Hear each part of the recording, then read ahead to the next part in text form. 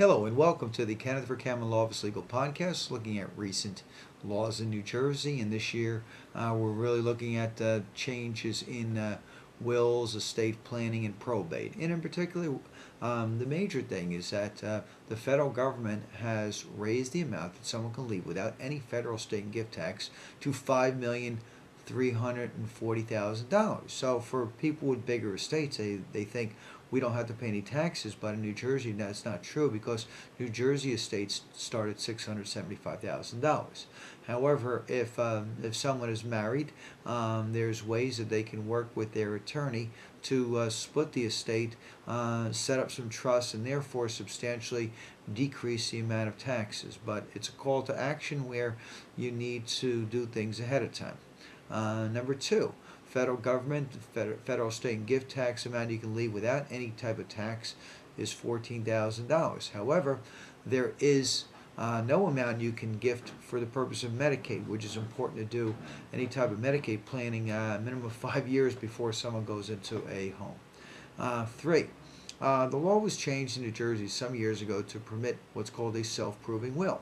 And it's important that someone not use any online forms because those are often not self-proving wills.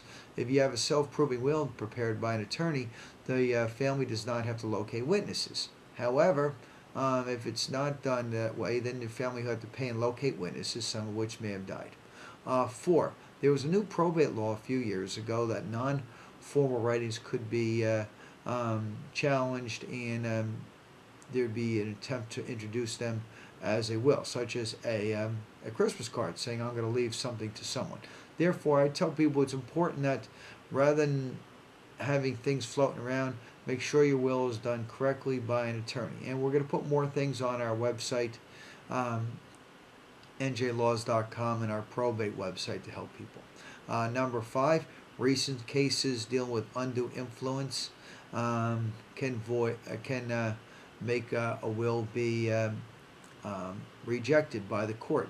And they look at suspicious circumstances, but they even look at things such as confidential relationships. What a confidential relationship is where someone was taking care of someone, and even if that's the person's wish, it's important that documents such as wills, power of attorney, be done where the person's not in the will, it's an independent attorney, and just to avoid the challenges later on.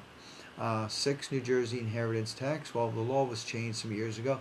There's no inheritance tax if things are going to spouse, children, or grandchildren. However, it's still important that the executor have the attorney obtain what's called inheritance tax waivers, even if there's no inheritance tax due. Seven, powers of attorney. There was a change to the law some years ago dealing with powers of attorney that requires a bank to honor it, but forms that are purchased online or done online don't have that New Jersey specific language. So don't waste your money doing something through some computer site unless it has all the specific New Jersey language. What they may say is valid in every state may not be best. Eight, there's the federal HIPAA law, so you got to make sure that the documents that were done comply with HIPAA law. I know the documents we do in our law office comply with HIPAA, but sometimes things people do themselves don't. Nine, competency to do a will or power of attorney. Well, the level for competency is low, but typically if someone can't come into our office, it's a good idea to get a note from the hospital, from the doctor, just saying they're competent so there's not a challenge later on. And lastly, because federal tax laws change, it's important that even if someone has a will done 5 years ago, they sit down with an attorney. And that's our 2014 update on wills and estate planning. There's more information on our website, njlaws.com, and for other assistance, call the law office of Kenneth Vercammen at 732-572-0500. Thank you and good luck.